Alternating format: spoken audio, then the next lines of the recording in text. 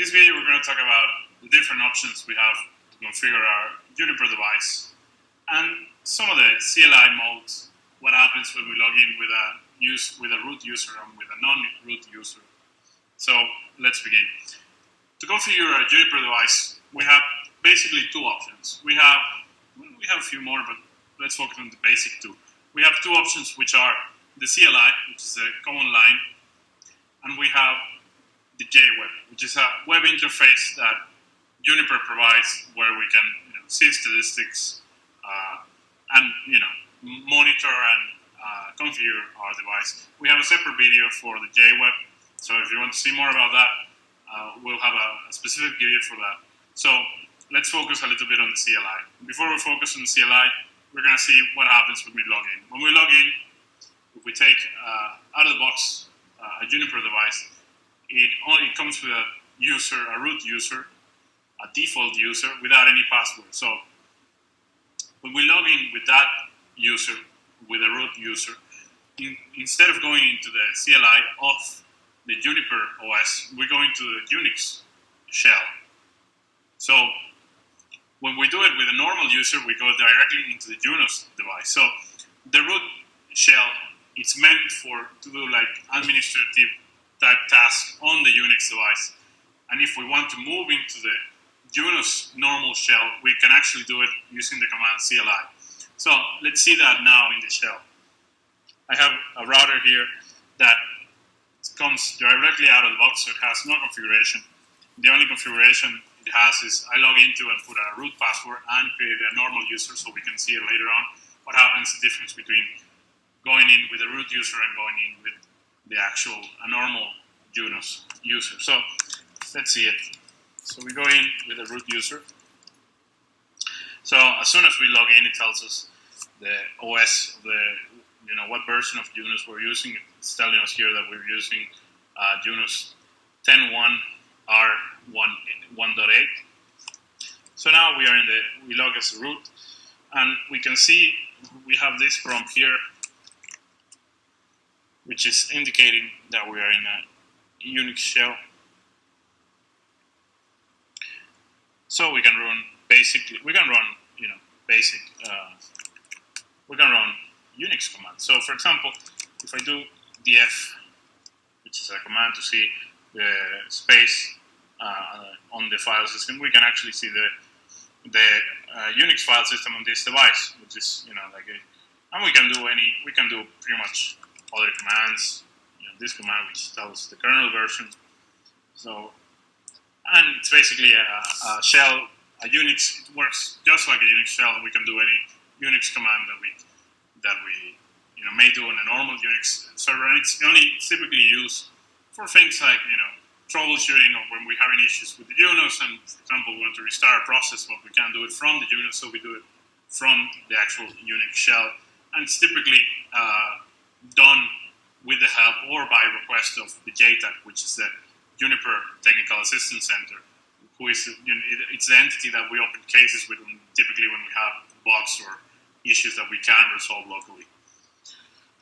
So it's a normal Unix shell. We can do a lot of commands. I can see the directory. I can see where I'm at. So it's /root. So if you have any experience with Unix, or if you have any experience with Linux, you can work with this, no problem.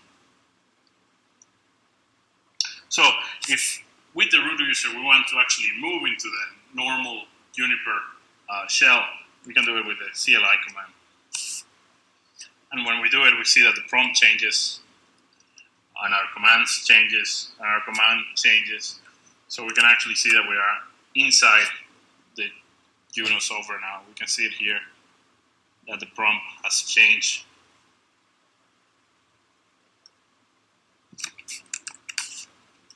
And from here, we can operate the operating system. We can operate Junos normally as we would with any normal user.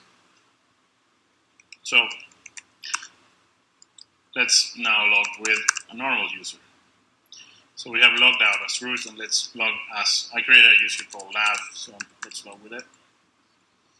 As you can see, we get the same message telling us which version of Juniper of Junos we're actually running, and we get now, we go into the operational mode, which we'll talk about in a second, we can see that the prompt has changed and that we are actually within the Junos operating system now. So we can perform different tasks. So talking about that, let's go back to the slide. So we can see the Junos operating system has two modes in the CLI, which are the operational mode and the configuration mode. So the idea here, if you come, for example, from the Cisco world, is the same concept. We have one mode, which is the operational mode, where we do diagnosing and troubleshooting and verification. So, for example, you log into the device and you want to ping a branch office, or you want to ping a remote destination. You do it from the operational mode. In fact, I have there a few of the more useful or the more common commands that we typically do on this mode. Things like clear, monitor, ping, show, test, trace route.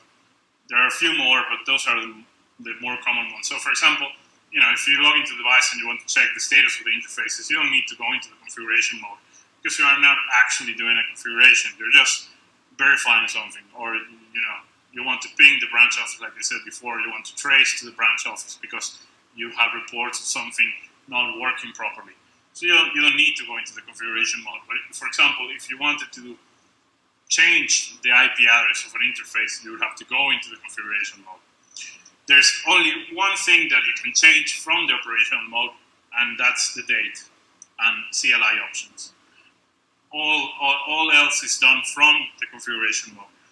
In fact, we can see that if we do set and we use the context-sensitive help, we see that our only options are CLI, which is to change CLI options, and date.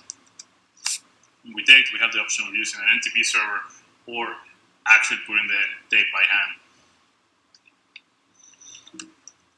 We can use the context-sensitive help to see what else we can do. And as you can see, it's basically troubleshooting, diagnosis, or verification. So for example, like the example I mentioned before, you want to check the status of the interfaces. I do show interface first, which we'll see in another video, a more detailed explanation, but I get a listing of all the interfaces in the actual device, so I can go ahead and see what's the status. I'm getting here that all my interfaces are up. So maybe you have a link to a particular zone of your network or a particular provider, and you want to check if it's up, down, whatever. You could do use this command. You don't need to go into the actual configuration mode. If we're going into the configuration mode, you do it with configure, and we'll talk with more detail about that in a future video. But if you use configure, you see that your prompt changed and you get a message saying you are entering the configuration mode. So you see here.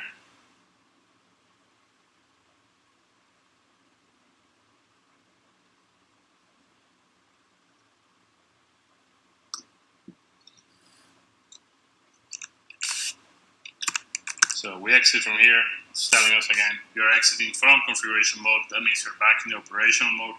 And you can always check where you are, looking at the prompt and looking at the context-sensitive help, which will tell you what you can and can't do where you're sitting now. So again, remember, you have, if as summary, we can say that if you want to configure your device, you have the option of doing it via the CLI, which is the most common option used by most administrators because most vendors and most devices are configuring this way.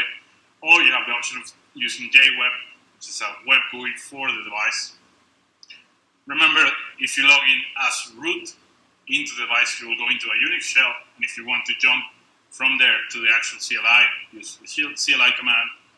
And remember that you have two CLI modes, which is operational, where you do troubleshooting and verification, and you have the configuration mode, where you actually change the configuration of the device to whatever you need. Thank you.